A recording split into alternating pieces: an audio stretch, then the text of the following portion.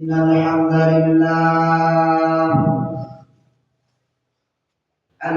لله نحمده ونستعينه ونستغفره ونؤمن به ونتوكل عليه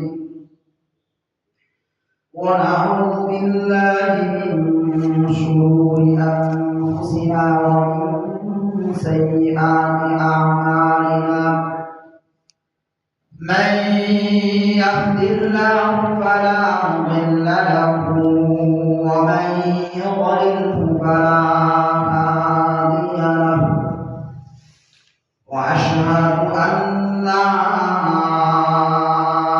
إله إلا الله وحده لا شريك له وأشهد أن سيدنا وسندنا وحبيبنا وطبيب قلوبنا ومولانا محمدا عبده ورسوله أرسله بالحق بشيرا ونذيرا وداعيا إلى الله بإذنه وسراجا منيرا وقال الله تعالى في كلامه المجيد والفرقان الحميد أعوذ بالله من الشيطان الرجيم بسم الله الرحمن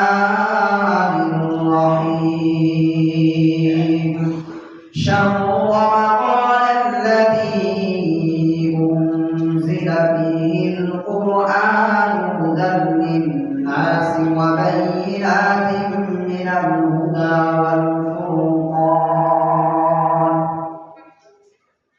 وقال تعالى في شان حبيبه ومحبوبه ومعشوقه يا أيها الذين آمنوا صلوا عليه وسلموا تسليما اللهم صل على سيدنا وشفيعنا وحبيبنا ومولانا محمد الحمد لمن قدر خيرا وخبانا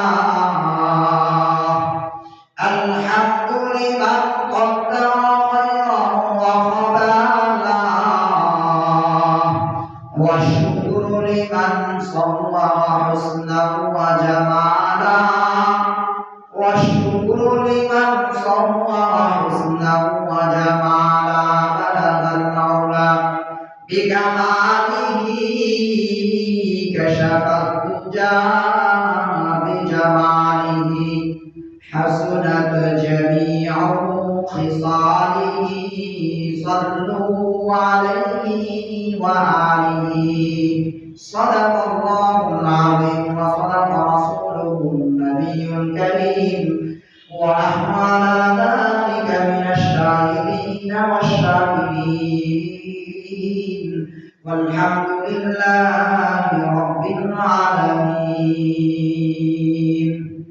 সম্মানিত উপস্থিতি মহান মালিকের লাখ শুকরিয়া যে মালিক আমাকে আপনাকে রমজান মুবারকে রোজা রেখে পবিত্র জুমার দিনে মালিকের ঘরে আসার বসার তৌফিক আনায়ত করেছেন এবং আদরের নিয়তে কিছু কথা বলার এবং শোনার তৌফিক আনায়ত করেছেন এজন্য এই দিন থেকে শুকর আদায় করি সকলেই একসাথে সমস্বরে জোরে সরে মালিকের শিকার কালিমা দ্বারা শুকরিয়া আদায় করি বলি আলহামদুলিল্লাহ সম্মানিত উপস্থিতি রমজান মুবারক চলতেছে রমজানের পূর্বের যে মাস ওই মাসের নাম হলো শাবান আল্লাহ রাসূল বলেন শাবান শাহরি রমজান শাহরুল্লাহ। শাবান হলো আমার মাস আর রমজান হলো আল্লাহর মাস।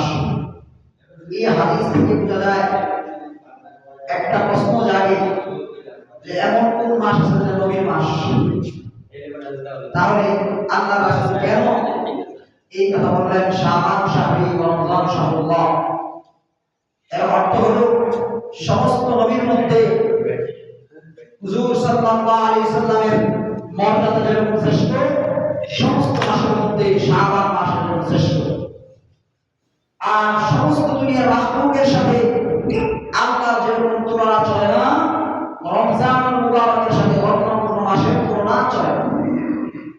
রমজানের ফজিলত অত্যন্ত গুরুত্বপূর্ণ ফজিলত এই মাসটা।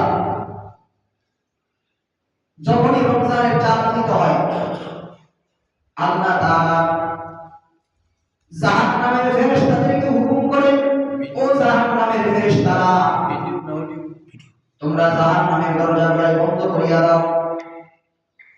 আর জান্নাতের ফেরেশতাদের হুকুম করে, ও জান্নাতের ফেরেশতারা, জান্নাতের দরজাগুলো খুলিয়া দাও।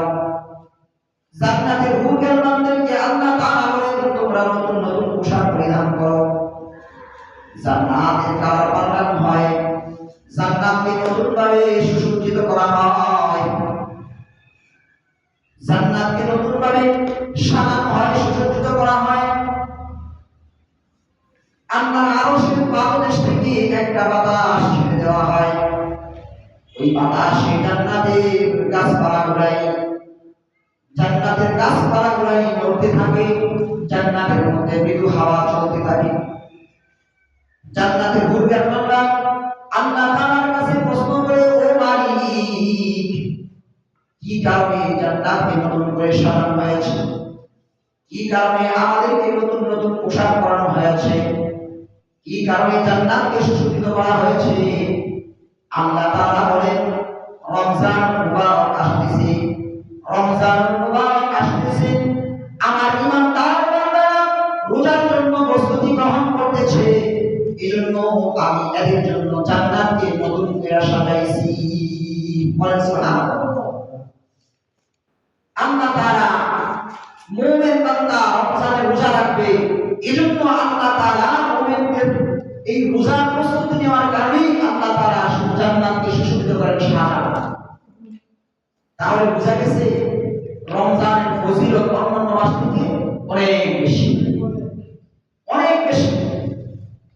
দুনিয়ার সাধারণ নিয়ম হলো আরবি মাস গণনা করা হয়, দুনিয়ার সাধারণ নিয়মে আরবি মাস গণনা করা হয় মুহররম মাস থেকে, মুহররম মাস থেকে আরবি মাস গণনা করা হয়। অথচ জান্নাতের মাসগুলোর গণনার মধ্যে সর্বপ্রথম রমজানকে গণনা করা হয়। জান্নাতের মধ্যে যে মাস গণনা করা হবে, সর্বপ্রথম কোন মাস? রমজান থেকে গণনা শুরু হবে। এতেও বোঝা যায় রমজানের ফজিলত আর গুরুত্ব অনেক বেশি।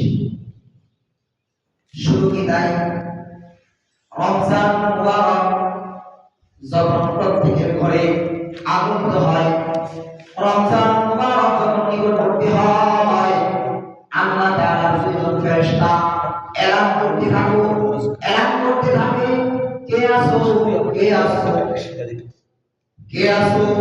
আমলের ক্ষেত্রে পরস্পরে প্রতিযোগিতা করবে, এরা বাইরে যাও, এরা কি করো? আমলের ক্ষেত্রে পরস্পরের প্রতিযোগিতার ক্ষেত্রে নাই যাও, বাইরে যাও। আর আবার বলা হয়, ঘোষণা করা হয়, কে আসো বাবা চার গুনাহগার, এরা থামিয়ে যাও, পাপ থেকে পাপ কাজ থেকে থামিয়ে যাও। রমজানের পূর্বেই এই ঘোষণা শুরু হয়ে যায়, কে আসো আমলের ক্ষেত্রে বাড়তে পারবা, এরা প্রত্যেকেই প্রতিযোগিতা করো, আমলের ক্ষেত্রে প্রতিযোগিতা করো। আর কে আসো গুনার মধ্যে এখন লিপ্ত, এরা গুনাহ থেকে থামিয়ে যাও, গুনাহ ছেড়ে দাও। এতেও বোঝা যায় রমজানের ফজিলত অনেক বেশি, অনেক গুরুত্ব। শুধু কি তাই, আল্লাহ তাআলা কাল হাসরের কঠিন ময়দানে যেখানে জমিনটা হবে তামার জমিনের কারণে ওই তামার জমিনটা প্রচন্ড গরম হবে। কারণ হইল আমরা যে এখন সূর্য দেখতেছি, এই সূর্যটা লক্ষ কোটি গুণ কর্তৃকা আমাদেরকে একটা মুখে তাপ দিতেছে। কাল হাসরের কঠিন ময়দানে সূর্যকে উল্টায় দেওয়া হবে অপর পৃষ্ঠে, বা ওই বারোটা যখন তাপ দিতে থাকবে, শাসনের ময়দানের জমিনটা হবে তামার, সূর্যটা মানুষের মাথার আধার উপর থেকে তাপ দিতে থাকবে। এই তাপের কারণে জমিনটা গরম হইতে থাকবে, মানুষগুলাই ঘাম হইতে থাকবে, ঘামতে থাকবে, নিজের গায়ের মধ্যে নিজের সাঁতার কাটতে থাকবে, মানুষের মাথার মগজগুলাই বাতের মতো টকটক করতে থাকবে আর চারপাশ দিয়ে পড়তে থাকবে। এমন একটা কঠিন মুহূর্তে, এমন একটা কঠিন মুহূর্তে যারা রমজান মুবারকের রোজা রাখছে, আল্লাহ তাআলা এই রোজাদারকে ডাইকা বলবেন, ও রোজাদাররা, দুনিয়ার মধ্যে তোমরা আমার হুকুম পালন করার জন্য এই রোদের মধ্যে, এই গরমের মধ্যে কষ্ট করছো, সারাদিন না খেয়ে রয়েছো, আজকে তোমাদেরকে আমি মেহমানদারি করাবো। এদিকে আল্লাহ তাআলা এখানে আল্লাহর আরশের নিচে স্থান দিবে, এমনকি আল্লাহর ফেরেশতাদেরকে আল্লাহ তাআলা হুকুম করবে, ও ফেরেশতারা এদের জন্য দস্তরখান বিছাও, এদের জন্য হাসরের ময়দানে দস্তরখান বিছানো হবে, আল্লাহর আরশের নিচে দস্তরখান বিছানো হবে। ওই যে রমজান মুবারকের রোজাদাররা, এদের ইফতারের জন্য জান্নাত থেকে খাবার পরিবেশন করা হবে। ওই খাবারের নামে সারা হাসরের ময়দান পরিবেশন দিতে হবে। আল্লাহ তাআলা অন্যান্য বান্দারা হাসরের ময়দানে থেকে প্রশ্ন করবে, মালিককে, এরা কোন যুগের নবী, এরা কোন যুগের পয়গম্বর, এরা কোন যুগের মানবতাওয়ালা, এদেরকে এইভাবে মেহমানদারি করা হয়েছে। আল্লাহ তাআলা ইত্তেদার দিয়ে বলবেন, এরা কোন যুগের নবী না, এরা কোন যুগের পয়গম্বর না, এরা হলো সাধারণ মুসলমান। রমজান মুবারকে আমার হুকুম পালনার্থে সারাদিন কষ্ট করে রোজা রাখছে, প্রচন্ড পিপাসা পাইছে, পানি গ্রহণ করে নাই, প্রচন্ড খাবারের ক্ষুধা লাগছে, খাবার গ্রহণ করে নাই, আমার হুকুম পালন করছে, এজন্য আমি খুশি হইয়া এদের পর মেহমানদারি করাইলাম। সুবহানাল্লাহ। এই হলো রমজানের ফজিলত। এজন্য রমজানের প্রত্যেকটা রোজার গুরুত্ব অপরিসীম, রমজানের প্রত্যেকটা রোজার গুরুত্ব অপরিসীম। রমজান পালন করতে কয়টা লাগে? চারটা। এই দেখেন রমজান শুরুটার মধ্যে তার গুণাগুণ বর্ণিত আছে। কেমনে? আল্লাহ তাআলা রমজান মুবারককে তিনটা ভাগ করেছেন। প্রথম 10 দিন রহমত, দ্বিতীয় 10 দিন মাগফিরাত, তৃতীয় 10 দিন নাজাত। ওই প্রথম যে রহমত শব্দটা লিখতে সর্বপ্রথম অক্ষর লাগে র। রমজান লিখতে আল্লাহ তাআলা সর্বপ্রথম অক্ষর কি লাগাইছেন? র। মাগফিরাত লিখতে সর্বপ্রথম অক্ষর লাগে মিম।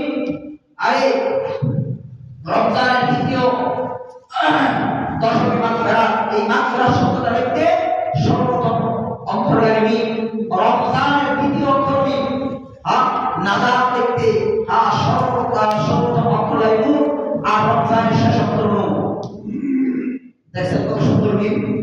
আবার দেখেন মাঝে আছে শুধু দোয়া, কি আছে? দোয়াটা আছে। জমিন লিখতে জমিন, জামিনদার লিখতে জমিন লিখতে দদের ব্যবহার হয়। আল্লাহ তাআলা বলেন, যে বান্দারা রমজান মুবারকে কষ্ট কইরা আমার হুকুম পালন করছে, সকাল থেকে সন্ধ্যা পর্যন্ত না খেয়ে রোজা রাখছে, আমার হুকুম পালন করছে, কোনো গুনাহের মধ্যে লিপ্ত হয় নাই, খারাপ কাজে লিপ্ত হয় নাই, আমার হুকুম পালনার্থে রোজার পরিপূর্ণ হক আদায় করে রোজা রাখছে, আল্লাহ তাআলা বলেন, আমি এই বান্দাদেরকে তার হাসর কঠিন ময়দানে জাহান্নাম থেকে বাঁচানোর জন্য জামিনদার হয়ে যাব। সুবহানাল্লাহ। জামিনদার হয়ে যাব। চিন্তা করেন। এজন্য রমজানের গুরুত্ব অনেক বেশি, রমজানের গুরুত্ব অনেক বেশি। এজন্য আসুন আমরা মনে করি এই রমজানের প্রত্যেকটা রোজা সঠিকভাবে, প্রত্যেকটা রোজার হক আদায় করে রোজা রাখার চেষ্টা করব ইনশাআল্লাহ। আল্লাহ তাআলা আমাদেরকে রমজানের প্রত্যেকটা রোজা রাখার তৌফিক দেন, বলি আমিন। সম্মানিত উপস্থিতি, এই রমজানের গুরুত্ব যেই পরিমাণ, আবার রমজানকে কেউ বিদায় করলে, রমজানের রোজা ছেড়ে দিলে তার শাস্তি অনেক বেশি, তার শাস্তি অনেক বেশি। দেখেন সাধারণত নামাজ কাজা করে, নামাজ পড়ছে কিন্তু কাজা করে পড়ছে, সময় মতো পড়ে নাই, তার জন্য জাহান্নামের শাস্তি হলো 2,88,000 লক্ষ বৎসর। কিন্তু একটা রোজা যদি কেউ ছেড়ে দেয়, শায়েখ জাকারিয়া রাহমাতুল্লাহ আলাইহি কিতাবে লিখছেন, একটা রোজার শাস্তি হলো বৎসর, কত বৎসর? 9 কোটি লক্ষ বৎসর জাহান্নামে জ্বলতে হবে একটা রোজা ছাড়ার কারণে। এখন প্রশ্ন হইল যে হুজুর, নামাজ তো ইসলামের ঈমানের পরে সর্বপ্রথম গুরুত্বপূর্ণ আমল, তাহলে নামাজ কাজা করলে শাস্তি কম, রোজা ছাড়লে শাস্তি বেশি, কারণটা কি? প্রশ্ন হয় কিনা? কারণটা কি? অথচ আল্লাহ রাসূল বলেন নামাজ হলো প্রত্যেক আমলের মাথা। প্রত্যেক আমলের মাথা কি? হ্যাঁ, নামাজ হলো প্রত্যেক আমলের মাথা, অর্থাৎ যার নামাজ নাই তার অন্যান্য আমল গ্রহণযোগ্য না। তাহলে তো নামাজ ছাড়লে শাস্তি হবে বেশি আছে, অথচ রোজার শাস্তি বেশি, কারণটা কি? এর কারণটা হইল রমজানের রোজা। ভাই, রমজানের রোজা ফরজ করা হয়েছে কি সারা বছরের জন্য ফরজ না শুধু রমজানের জন্য? কথার উত্তর দিয়ে শুধু কি রমজানের জন্য নাকি সারা বছরের জন্য? শুধু রমজানের জন্য। আর নামাজটা ফরজ যে কি শুধু রমজানের জন্য না সারা বছরের জন্য? সারা বছরের জন্য। এখন কেউ যদি সারা বছর নামাজ আদায় করে মাঝে মাঝে টুকটাক ছুটতেই পারে, তা হইতে পারে কাদা হইতে পারে অথবা কোনো দুর্নীতি হইতে পারে, কিন্তু রমজানের রোজা মাত্র 1 মাস, রমজানের রোজা মাত্র 1 মাস, এরপরেও খাবারের সিস্টেম ভিন্ন, খায় কিন্তু সিস্টেমটা ভিন্ন। আগে দিকে খাইতে অনেক রাত্রে খায়। হিসাব করলে দেখা যায় রমজানের খানা বেশি কম। কেমনে? কারণ যারা রোজা রাখে এদের টার্গেট একটা থাকে কি? সুবে সাথে উদয় হওয়ার পরে আর খাওয়া যায় না, বুঝলেন নাই? খাইছে মনে করেন রাত্রে উঠছে, মাছ বোঝা সব খাইছে, খাইয়া চিন্তা করে পেট ভরে গেছে, এরপরে সুবে সাথে উঠলে আর খাইতে পারতাম না, লাস্টে গিয়ে ওই দইয়া এই কলা দিয়ে একটা ডিবা দেয়, ঠিক না? আবার কি চিন্তা, ওই যে সুবে সাথে উঠলে তো খাইতে পারবো না, আজাদ হয়ে গেলে খাইতে পারবো না, সুতরাং আগে অনেক কিছু খাইছে, রেশন তো কোনো জায়গা নাই, এরপর এক বোতল পানি মাইরা দেয়, আসলে এরকম। তার মানে হিসাব করলে দেখা যায় রমজানে খানাটা আরো বেশি হয়, শুধু সিস্টেম ভিন্ন, শুধু সিস্টেম ভিন্ন। দিনের বেলা খাইতে পারবে না, রাত্রে বেলা খাইবে, সিস্টেমটা শুধু ভিন্ন হয়। তার মানে রমজানে খানা আরো বেশি কম হয়। এরপরেও আল্লাহ তাআলা একটু সিস্টেম ভঙ্গ করার কারণে, একটু সিস্টেমটা ভিন্ন করার কারণে আল্লাহর হুকুম যে মানতে পারে নাই, আল্লাহর হুকুম যে মানতে পারে নাই, আল্লাহর হুকুম করছে সকাল থেকে সন্ধ্যা পর্যন্ত খাইতে পারবে না, খাইবা সন্ধ্যার পর থেকে আবার রাতে সারা রাত খাওয়া নিষেধ নাই, সিস্টেমটা ভিন্ন করে দিয়েছে। এই সিস্টেম ভিন্ন করছে মাত্র 1 মাস। এই একটা মাস হুকুম যে পালন করতে পারছে না, তার শাস্তি তো বেশি হওয়ার দরকার। কি বলেন? তার শাস্তি তো একটু বেশি হওয়ার দরকার। এজন্য শায়েখ জাকারিয়া রাহমাতুল্লাহ আলাইহি লেখেন, একটা রোজা কেউ যদি ছাইড়া দেয়, একটা রোজা কেউ যদি ছাইড়া দেয়, তার জন্য শাস্তি হলো জাহান্নামের 9 লক্ষ কোটি বছর জ্বলতে হবে। রোজার জন্য যখন বান্দা রোজা রাখে নাই, এই হুকুম ছাড়ার কারণে যখন জাহান্নামী হয়ে যাবে, জাহান্নামের আগুন বাবা দুনিয়ার আগুনের মতো না। জাহান্নামের আগুন যখন মানুষের গায়ে লাগবে, দুনিয়ার আগুন গায়ে লাগলে যে অঙ্গতে লাগে ওই অঙ্গ আগে পড়ে। অথচ হাদিসের মধ্যে আসছে জাহান্নামের আগুন যখন মানুষের গায়ে লাগবে, মানুষের গায়ে জাহান্নামের আগুন লাগার সাথে সাথেই মানুষের অঙ্গ পোড়ার আগে তার কলিজা পোড়া হয়ে যাবে। এমন কঠিন শাস্তি জাহান্নামে।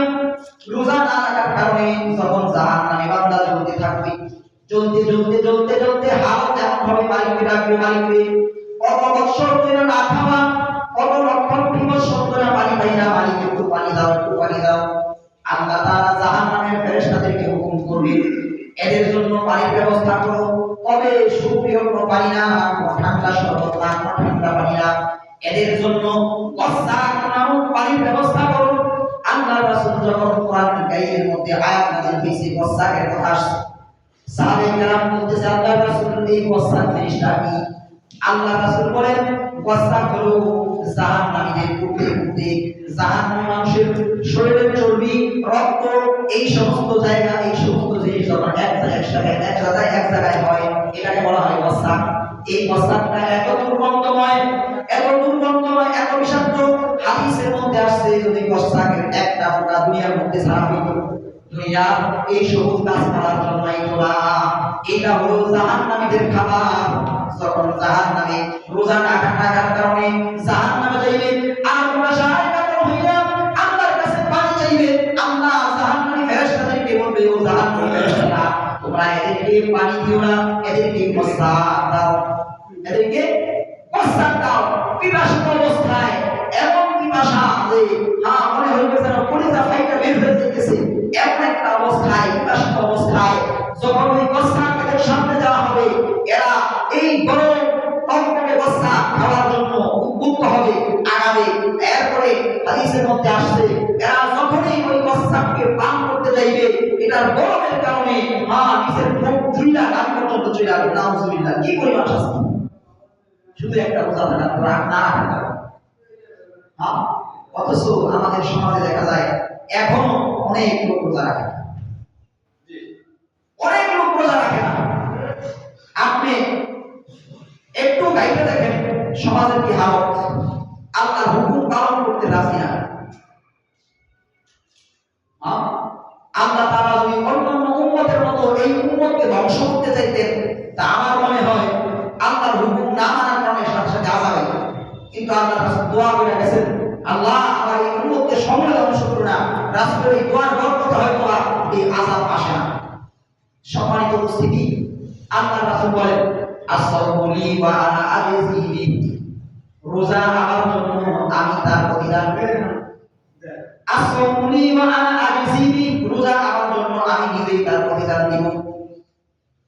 এই হাদিসের ব্যাখ্যা দুই ধরনের হয়। আস-সাওমু লি ওয়া আনা আজজি বি, রোজা আমার জন্য, আমি তার প্রতিদান দেব। অন্যান্য আমলের প্রতিদান, কেউ নামাজ পড়লো তো তার নেকি তার আমলনামায় লিখে দেওয়া হয়, ফেরেশতারা দিয়ে দেয়। কেউ দান সদকা করলো, তার নেকি ফেরেশতারা দিয়ে দেয়। কেউ নামাজ আদায় করলো, কেউ অন্যান্য হজ আদায় করলো, বিভিন্ন আমল করলো, ফেরেশতারা তার নেকি দিয়ে দেয়। কিন্তু আল্লাহ তাআলা রোজাদারের আমলনামাটা, রোজার যে নেকিটা, রোজার যে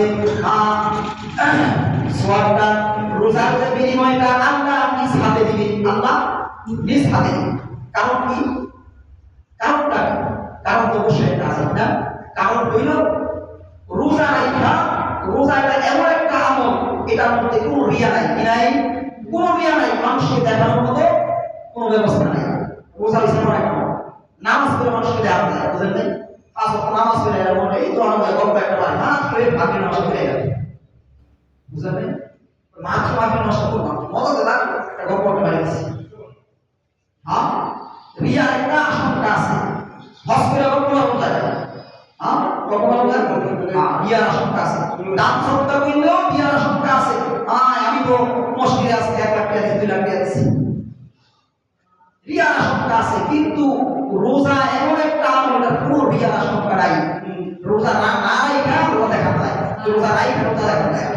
দেখবেন সমাজের মধ্যে অনেক লোক আছে, অনেক লোক আছে ঘরের দরজা বন্ধ করে খাইতেছে, মনে করেন ঘরের দরজা বন্ধ করে খাইতেছে, যেই বাড়িতে দাঁড়িয়ে খাওয়া দাওয়া শেষ করে বাড়িতে দাঁড়িয়ে রাস্তায় বসে ইমাম সাহেবের দেখা তো জিগাই পরবর্তী সাহেব রোজা কেমন চলতেছে? ওই হুজুর খুব ভালো করে স্টার্ট দিচ্ছে, কি কয় খুব ভালো করে স্টার্ট দিচ্ছে, বুঝেন? খাইয়ে তার খুব ভালো করে স্টার্ট দেয়। আবার সমাজের মধ্যে এমন কিছু লোক আছে, কি কয় দেখবেন সে প্রকাশ্যে খাবার গ্রহণ করতেছে, আবার কি কয় আল্লাহর বলাইছে না মানুষের লড়াই দিলাম নাউজুবিল্লাহ। এই কথার দ্বারা ইমান চলে যায়, কি চলে যায় ভাই? ইমান চলে যায়। কি ভাই আল্লাহর বলাইছে না মানুষের লড়াই দিলাম নাউজুবিল্লাহ, বুঝেন ভাই? এই কথার দ্বারা কি চলে যায় ভাই? ইমান চলে যায়। খুব খেয়াল করা বিষয়গুলো। আবার দেখবেন কিছু লোক আছে রমজান মুবারক আইলি দোকানের মধ্যে পর্দা একটা চলে গেছে, ওই পর্দার ভিতরে বইয়া মনে করেন আমাদের সমাজের পিন কয়েক লোক বইয়া খাইতেছে, বুঝলেন নাই? হঠাৎ করে ইমাম সাহেব কে উঠছে, এইবার হ্যাঁ এটা মেঝে যাবে, এটা মেঝে যাবে, কই কি ব্যাপার? চাচা এই অবস্থাকে কই হুজুর কেস রোজা যেতে কেস দেয়া, বুঝলেন নাই? আসলি নেব আসলি সারাদিন মনে করেন সে খাবার গ্রহণ করতেছে, আবার মানুষের সামনে গেলে বড় বড় পড়া গেছে, আর ইফতারি সময় হলে আরে ইফতারি আয়োজন, সারাদিন তো সে খাইছে, এবার ইফতারিও খায়, ওই সারাদিন রোজা না রাখলে গুনাহ করছি, ইফতার সাথে আর গুনাহ করতে নাউজুবিল্লাহ। চিন্তা করেন কেমন মানুষ, কি কয় রোজা না রেখে গুনাহ করছি, ইফতারি সাথে আর গুনাহ করব, খাওয়ার সময় সময় লাগে। এরকম রোজা না রেখে রোজা দেখানো যায়, কিন্তু রোজা নাই খাওয়া দেখানো যায় না, রোজার মধ্যে কোনো রিয়া নাই। এজন্য আল্লাহ তাআলা বলেন, আল্লাহ রাসূল হাদিসের মধ্যে বলেন আসওমুলি ওয়া আনা আজসিবি, যে বান্দাটা কষ্ট করে রোজা রাখছে, তার পিপাসা ছিল পানি গ্রহণ করে নাই, তার ক্ষুধা ছিল খাবার গ্রহণ করে নাই, খাবার সামনে ছিল তারপর গ্রহণ করে নাই, খাবার না গ্রহণ করা এটা আল্লাহর সিফাত। আল্লাহ কোন সময় খাবার গ্রহণ করে না, আল্লাহ তাআলা কোন সময় পানি গ্রহণ করে না, এই সিফাত আল্লাহ তাআলার। আল্লাহ তাআলা কোন সময় সহবাস করে না, এই সিফাত আল্লাহ তাআলার। যেহেতু কোন বান্দা রমজানের রোজা ফরজ পালন করে, রমজানের রোজাকে আল্লাহ তাআলার জন্য রেখে দিয়েছে, আল্লাহর সিফাতগুলো সে নিজে গ্রহণ করছে, আল্লাহর সিফাতগুলো সে নিজে গ্রহণ করছে, সে না খায় হইছে, আল্লাহর সিফাত সে নিজে গ্রহণ করছে, পিপাসা ছিল পানি গ্রহণ করে নাই, আল্লাহর সিফাত গ্রহণ করছে, সহবাসের চাহিদা ছিল, হারাম স্ত্রী থাকার পরে সহবাস করে নাই, আল্লাহর সিফাত গ্রহণ করছে। আল্লাহ তাআলা বলেন, যে বান্দাটা এমন কষ্ট কইরা আমার সিফাত গ্রহণ করছে, আমার হুকুম মানছে, তার রোজার বিনিময়ে আমি নিজে দিব, তার রোজার বিনিময়ে আমি নিজে দিব। এই হলো এক ব্যাখ্যা। আর এই হাদিসের আরেকটা ব্যাখ্যা হলো আসওমুলি ওয়া আনা আজসিবি, রোজা আমার জন্য আমি নিজেই তার প্রতিদান, রোজা আমার জন্য আমি নিজেই তার প্রতিদান। এটা আপনাদের বোঝানোর জন্য একটা উদাহরণ দেখাই, সহজে বুঝা যাবে। লাইনে বস্তু দুইজনের সম্পর্ক খুব গাঢ়, একজন আরেকজনের না দেখলে মনে করেন মরে যাবে, এমন একটা হালত, খুব মহাব্বত, বুঝলেন নাই? এইবার মজনু শুনছে লাইনে অন্য জায়গায় বিবাহ ঠিক, মজনু কি শুনছে লাইনে অন্য জায়গায় বিবাহ ঠিক, কিন্তু লাইনে খুব আজমবিন যখন খাবার দাবার গ্রহণ, আমি মজনু এবার পর্যন্ত কি করবো না, খাবার খাই না, খাবার না খাওয়ার কারণে তার আত্মীয় স্বজন, তার পিতা মাতা তাকে টর্চার করতেছে, এরপরে সে খাবার গ্রহণ করবে না, আমি লাইন মজনুর কাছে দিব, কি কয় আমি একমাত্র মজনুর কাছে দিব, আর কারো কোনো মানুষের কাছে দিব না, বুঝলেন নাই? এইবার এই খবর যখন মজনুর কানে গেছে, মজনুর একটা চিঠি দিয়েছে, কি দিয়েছে? চিঠি লেখা কয়, লাইনি আমার জন্য যদি তুমি এমন ভাবে পাগল হও, তুমি যাই না রাখো, আমি একমাত্র তোমার, আমি একমাত্র তোমার, তোমাকে ছাড়া আমি দ্বিতীয় কোনো নারীকে গ্রহণ করবো না, বুঝলেন নাই? ঠিক তদ্রূপ আল্লাহ তাআলাও বান্দার সাথে যেরকম কেমন একটা প্রেমের খেলা করতেছে, ও বান্দারা তোমরা আমার জন্য রোজা রাখছো, আমার সিফাতগুলো গ্রহণ করছো, আমি না খাই, তোমরা না খাই রোজা আমাকে করার জন্য, আমি পিপাসা কাতরে, মানুষ যখন পিপাসিত হয় পানি গ্রহণ করার জন্য চেষ্টা করে, কিন্তু আমার হুকুম পালনার্থে পানি গ্রহণ করা নাই, পানি না গ্রহণ করা আমার সিফাত, এই সিফাতটা যদি তুমি আমাকে করার জন্য গ্রহণ করছো, সুতরাং তুমিও চাই না রাখো, তোমার এই বিনিময়ে আমি তোমার জন্য হয়ে গেলাম, তোমার এই রোজার বিনিময়ে আমি তোমার জন্য হয়ে গেলাম, সুবহানাল্লাহ। এজন্য ভাই রোজাটা অপরিসীম একটা আমল, এই আমলটা অন্য কোনো আমলের সাথে মিলে না, এই আমলটা স্বতন্ত্র একটা আমল। এই রোজা রাখাটা এটা এমন একটা নিজেকে গঠন করা, দেখবেন স্বর্ণ আপনার স্বর্ণ, স্বর্ণ কি ভাই? স্বর্ণ হলো মাটি, স্বর্ণ কি? আরে মাটি জানেন না, স্বর্ণ মাটি, ওই মাটিটাকে এই সাধারণ মাটি থেকে বাছাই করে, বাছাই করার পরে এটাকে কি করে আগুনের মধ্যে দিয়ে জ্বালায়, আগুনের মধ্যে দিয়ে কি করে জ্বালায়, এটাকে জাল করা হয়, জাল করলে একটা পর্যায়ে এটা থেকে সমস্ত খাট বের হয়ে পরিপূর্ণ স্বর্ণে রূপান্তরিত হয়। রোজাটা ঠিক এরকম, একটা বান্দাকে না খাওয়া, একটা বান্দাকে পিপাসিত অবস্থায় যখন ওই বান্দাটা সমস্ত গুনাহকে ছাইড়া দেয়, সে যেন ওই স্বর্ণের মতো আগুনে জ্বলতেছে, জ্বলতে জ্বলতে যেরকম খাঁটি স্বর্ণে পরিণত হয়, মানুষ এরকম এই কষ্ট ক্লেশ করতে করতে গুনাহ ছাড়তে ছাড়তে খাঁটি মোমেনে পরিণত হয়। এজন্য সম্মানিত উপস্থিতি আসেন, রমজান মুবারক চলতেছে, রমজানের ফজিলত অনেক বেশি, রমজানের একটা রোজাও আমাদের থেকে নাশ ছুটে ইচ্ছা করে ছেড়ে দেয়, তাই কিন্তু জাহান্নাম কত বছর হইব? 9 লক্ষ কোটি বছর। কত বছর? এখন চিন্তা করেন, এটা কি দুনিয়ার হিসাব? আরে ভাই, দুনিয়ার হিসাব না, দুনিয়ার হিসাব না। দুনিয়ার 60-70 বছর জিন্দেগি হাসরের ময়দানে 1 সেকেন্ডের সময় না। এখন বুঝছেন, কেউ যদি 9 লক্ষ কোটি বছর জাহান্নামে চলে অবস্থা কেমন হবে? এজন্য আসুন রোজাকে পরিপূর্ণভাবে রাখার চেষ্টা করি। এবার আসুন, কারো কারো আমলনামায় আল্লাহ রাসূল বলেন রোজা রাখছে ঠিক, কিন্তু উঠছে কোন মুক্তির আমলনামায় উপবাস কি লিখছে? কোন নেকি নাই।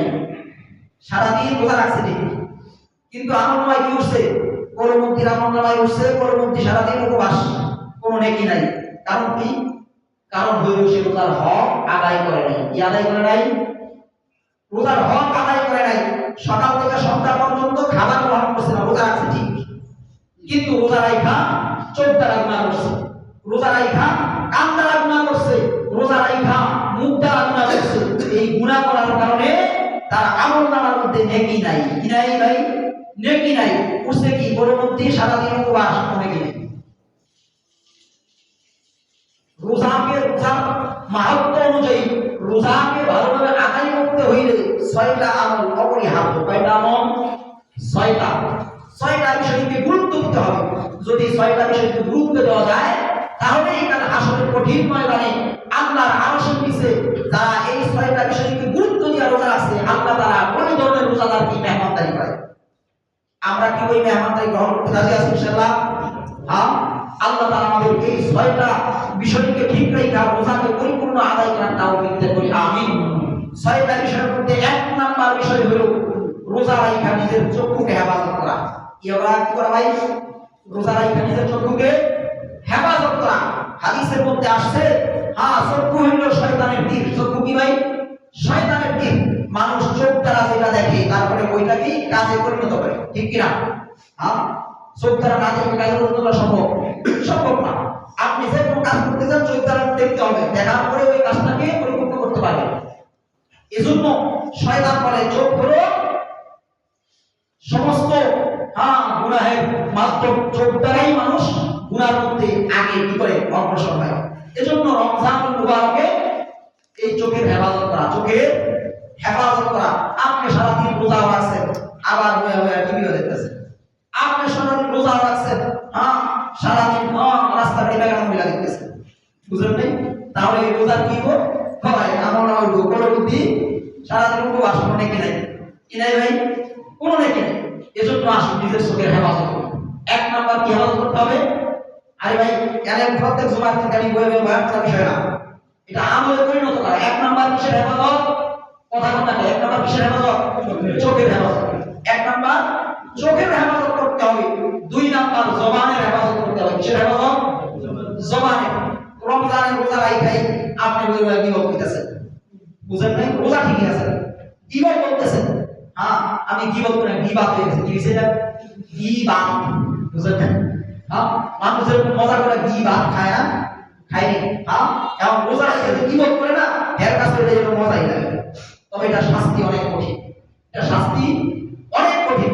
এজন্য রমজানুল মুবারককে পরিপূর্ণ রোজার নেকি যদি আমরা পাইতে চাই, পরিপূর্ণ রোজার হক আদায় যদি করতে চাই, তাহলে জবানের হেফাজত করতে হবে। জবানের হেফাজত করতে হবে। আল্লাহ রাসূল বলেন, যেই ব্যক্তি আমাকে 2 জিনিসের হেফাজতের কথা, হেফাজতের অঙ্গীকার দিতে পারবে, তার জন্য আমি জান্নাতের অঙ্গীকার দিয়ে দেব। 1 নাম্বার হলো জবানের হেফাজত, 2 নাম্বার লজ্জাস্থানের হেফাজত, বুঝেন? এজন্য রমজানে এই মন করা আমার জবান দ্বারা যেন অহেতুক কোনো কথা না আসে, অহেতুক কোনো কথা না আসে। আরে ভাই, অহেতুক কথা বলার কোনো সময় আছে নাকি? আরে মুমিন তো সর্ব অবস্থায় ওয়ালিকে জিকির করবে, ঠিকই কথা বললো মানুষের উপকারার্থে কথা বলবে। অহেতুক কথার কোনো সময় আছে না? অথচ আমাদের হালত এমন, আর এক জায়গায় বলি কত অহেতুক কথা বলি, অনর্থক কথা চলতেই থাকে। এজন্য রমজানকে গুরুত্ব দিয়ে অন্তত এই আমলটা করা, যে আমার জবানের আমি হেফাজত করবো ইনশাআল্লাহ। পারবেন না ইনশাআল্লাহ? 3 নাম্বার কানের হেফাজত। 3 নাম্বার কানের হেফাজত করতে হবে। আরে যুবক ভাইরা, দেখেন কি হালত এখন পরিবেশ কি হয়েছে? পকেটে যুবক মানুষ, পকেটে তাসবিহ দেখবে মানুষে টিটকারি করে, কি হয়েছে? পকেটে তাসবিহ নিয়ে ঘুরতেছি, তোমাকে যে সময় পকেটের মধ্যে মোবাইল ইয়ারফোন থাকে আর ওইটা দিয়ে গুণা করে কানের মধ্যে লাগাইয়া, তখন তো কেউ বিক্রি করে না।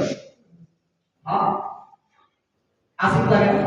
আসিফ তোমার পকেটে তাসবিহ থাকার দরকার ছিল, ওইখানে আসি কি মোবাইল দিয়ে রাখো। ওইটা আবার রমজান রোজা রাখছে, আবার কানের মধ্যে লাগাই রাখা আছে। কই কি ভাই কি হবে? ওই সময় জানা সময় কাটে আর রোজা আমরা কি গো আব্দুল্লাহ আমল মানে খালি উপবাস, কোনো নাকি নেই, বুঝলেন না? এজন্য খুব খেয়াল করা এই বিষয়গুলোই, খুব খেয়াল করা। রমজানের রোজা শুধু রাখলেই হবে না, রমজানের রোজা হকটা আদায় করে রাখতে হবে। কি করতে হবে ভাই? রমজানের রোজা হক আদায় করে রাখতে হবে।